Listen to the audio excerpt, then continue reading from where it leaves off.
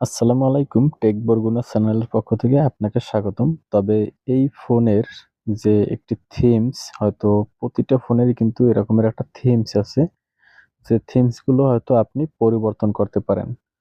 তো চলুন এবারে আমি আমার ফোন দিয়ে পরিবর্তন করে আপনাকে দেখাই। সর্বপ্রথম আপনি চলে যাবেন এই যে একটা সেটিং, এই সেটিং এর ভিতরে। তো আমি আমার সেটিং এ চলে গেলাম।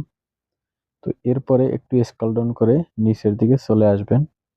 তো এখানে লেখা আছে দেখেন পার্সোনালাইজেশন, এই যে একটি অপশন, এটার ভিতরে চলে যাবেন।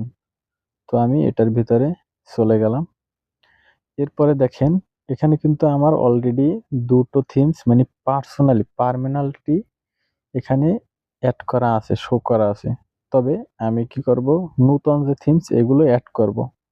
তো এক্ষেত্রে আপনি কি করবেন, একদম দেখেন নিচের দিকে এখানে কিন্তু আছে কি থিমস নামে অপশন। আমি একটু উপরে উঠিয়ে দেখাই।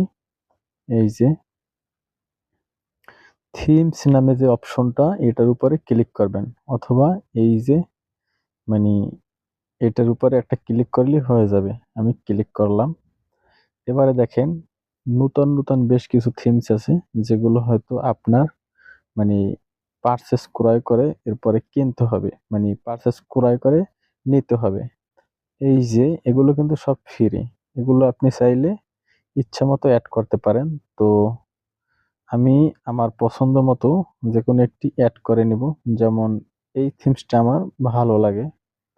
এই যে হয়তো 2টা 36, এটাকে আমি এখন নিব। তো নিতে হলে এটার উপর একটি ক্লিক করব।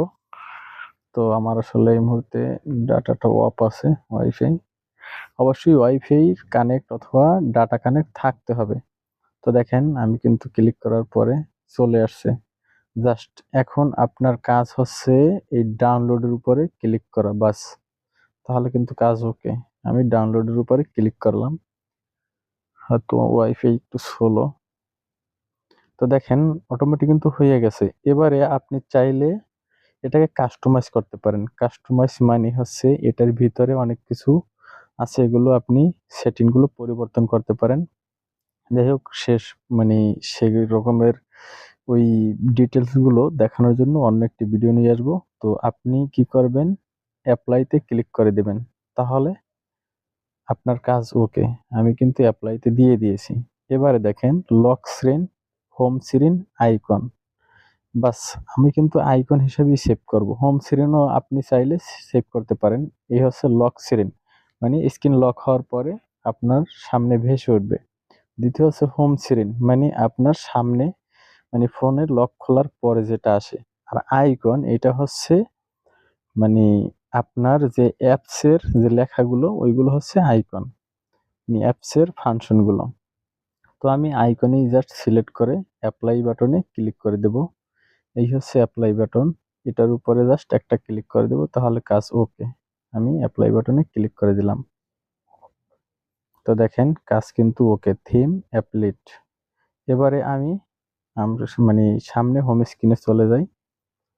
তো দেখেন হয়তো অ্যাপসের যে সিস্টেমগুলো সম্পূর্ণ কিন্তু পরিবর্তন হয়ে গেছে। এর আগে ছিল অন্যভাবে, এখন কিন্তু সম্পূর্ণ পরিবর্তন। তো এরকমের চাইলে আপনি অ্যাপসের কিংবা আপনার ফোনের মানে এই যে ওয়ালপেপার এইটা কিংবা সামনে লক হওয়ার পরে যেকোনোভাবে সেভ করে নিতে পারেন। যাই হোক, এই ধরনের গুরুত্বপূর্ণ কোনো ভিডিও পেতে অবশ্যই লাইক দিয়ে চ্যানেলটি সাবস্ক্রাইব করে সাথেই থাকুন। আল্লাহ হাফেজ।